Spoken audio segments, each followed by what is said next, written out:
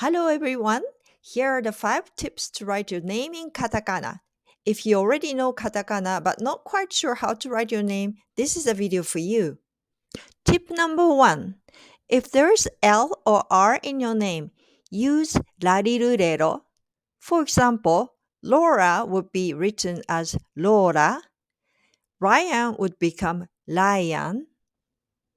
Tip number 2. If ER, OR, or AR is in your name, use a long sound character. For example, Scarlett would be Scarletto and Jennifer would be Jennifer.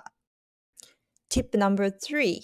If you have a V sound in your name, use B instead. Although V exists in writing, it is not used very often. If your name is Violet, then write Violetto.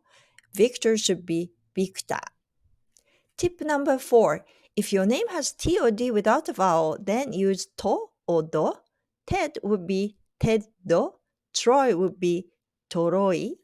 Tip number 5. Unvoiced TH sound should use S and voiced TH should use Z. For example, Agatha would be Agasa and Heather is Heza.